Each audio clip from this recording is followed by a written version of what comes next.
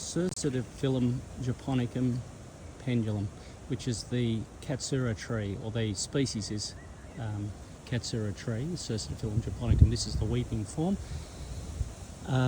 Beautiful, almost caramelly sort of autumn perfume or scent when the leaves are dropping in autumn, in dormancy, which is quite extraordinary.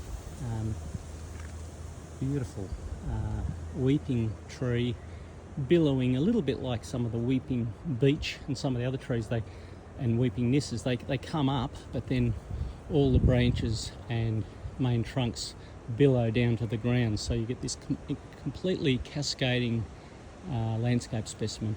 Cercidiphyllums or Katsura trees are very sensitive to heat and dry, so you've got to grow them in either a cooler climate or southeast facing in a woodland where they're very protected from extreme heat and dry and wind. They just will not tolerate that. They'll just shrivel up, and the foliage will just react so quickly in spring as soon as they get the first warm day. So they do need to be like this plant. It's in the shade of a Magnolia grandiflora and quite a large eucalypt here at Gembrook, Sir Jarvis's garden. So it's a magnificent plant, one that Yamina we imported at Yamina Rare Plants many years ago.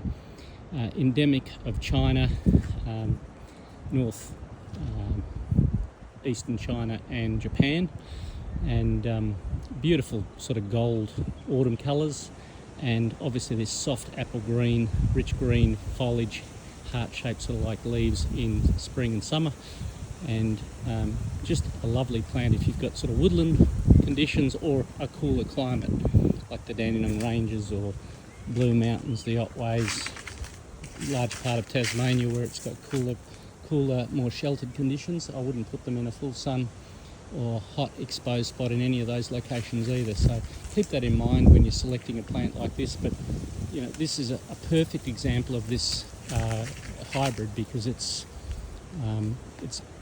literally in the perfect conditions, and it's billowing. This plant is 6 metres high thereabouts, and billowing, and 5 or 6 metres across at least. So a big billowing weeping shrub or small tree, medium tree, and they'll get bigger with time if they're given the right aspect. But a lovely plant and one of my favourites really, but it just has to be climate appropriate. So keep that in mind when you select a Cercidiphyllum, because they really are climate specific. But truly beautiful, gentle, cascading plant in the landscape. It's just quite stunning, and you would struggle to find a more elegant plant 12 months of the year. And even when it's dormant, I always emphasise this, when plants are dormant they're still in the landscape, and the weeping arching branches offer a little bit of drama even in the dormant months. So quite a magnificent plant for autumn colour, spring and summer, just rich green leaves, and of course the main feature being this beautiful soft cascading landscape effect, which is hard to duplicate. Can't think of another plant that's softer and more pleasing on the eye.